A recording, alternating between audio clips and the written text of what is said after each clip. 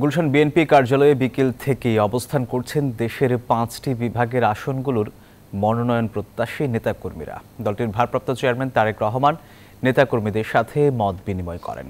জানান, মনোনীত প্রার্থীকে সকল ধরনের সহযোগিতা করে আসন্ন জাতীয় নির্বাচনে ধানের শীষকে জয়যুক্ত করতে।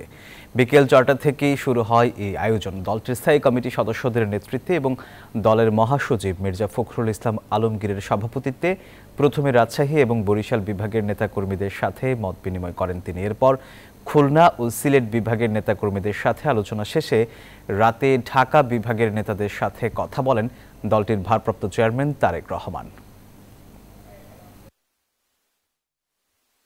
দলের উদ্দেশ্য এবং আদর্শকে বহাল রাখার জন্য যত বড় ঝুঁকি হোক তারা সে রিস্ক নিয়েছেন, তাদেরকে নমিনেশন দেওয়া হোক। বিশ্বস্ত লোক এবং ত্যাগী নেতা, 17 বছর কেন্দ্রীয় কৃষক দলের সভাপতি হিসাবে তিনি যেভাবে পরিশ্রম করেছেন, নিরলসভাবে কাজ করেছেন, অত্যন্ত সুদূর পরিসরে যে সিদ্ধান্ত নিয়েছেন জনাব, অনেক অনেক শুভেচ্ছা জানাই বিএনপির ভারপ্রাপ্ত চেয়ারম্যান তারেক রহমানকে। যে কোনো অবস্থায় সকল ঐক্যবদ্ধ থেকে আগামী নির্বাচনে দলকে জয়যুক্ত করতে হবে, এটাই হচ্ছে আজকের মিটিংয়ের মূল উদ্দেশ্য। দর্শক, যেমনটি শুনছিলেন, গুলশানে বিএনপির চেয়ারপারসনের রাজনৈতিক কার্যালয়ে বিকেল থেকে অবস্থান করছে দেশের 5টি বিভাগের আসনগুলোর মনোনয়ন প্রত্যাশীরা। এ বিষয়ে বিস্তারিত জানাতে সরাসরি যুক্ত হচ্ছেন সহকর্মী জুবায়ের সানি। সানি, গুলশানে বিএনপির কার্যালয়ে কারা কারা এসেছেন, ওখানকার পরিস্থিতি কেমন দেখছেন এখন, আর মনোনয়ন প্রত্যাশীরা কি বলছেন?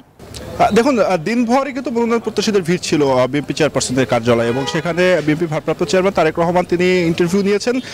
আমরা যেটি দেখেছি যে ঢাকা জেলা, একই সঙ্গে বরিশাল, রংপুর, নানা বিভাগ থেকে নেতাকর্মীরা ছিলেন, এবং তারেক রহমান একটি বার্তা দিয়েছেন, যেহেতু নির্বাচনী এক একটি আসনে প্রচুর মনোনয়ন প্রত্যাশী রয়েছেন, সেক্ষেত্রে তিনি যে বার্তাটি দিয়েছেন যেন ঐক্য ধরে রাখার যে বিষয়টি।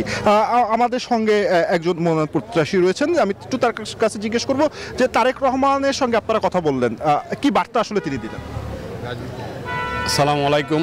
আসলে বার্তা এটুকুই যে ঢাকা বিভাগের প্রত্যেকটি আসনের মনোনয়ন প্রত্যাশীদের আজকে মত বিনিময় সভা ছিল।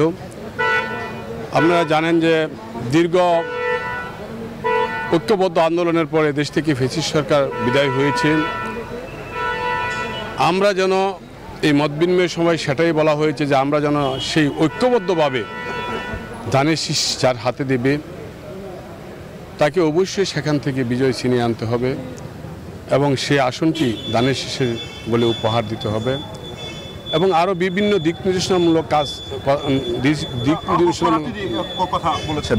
তো পদ্মা শুনছিলেন যে আমি যেটি বলছিলাম যে ঐক্যবদ্ধভাবে দলের যারা রয়েছেন তারা একসঙ্গে কাজ করবেন, এবং যাকে নমিনেশন দেওয়া হবে তার পক্ষে যেন সবাই কাজ করেন, এই বার্তাটি আসলে দেওয়া হয়েছে। এখন দেখার বিষয় যে প্রতিটি আসনে কে কে মনোনয়ন পায়। তো এই ছিল আমার কাছে বিএনপি চেয়ারপারসনের কার্যালয় থেকে সর্বশেষ তথ্য। বান্ডেল থাকলে প্রতি সেনমানিতে টাকা বাঁচবে। বিকাশ সেনমানি বান্ডেল কিনে জিতুন প্রতি লেনদেনে।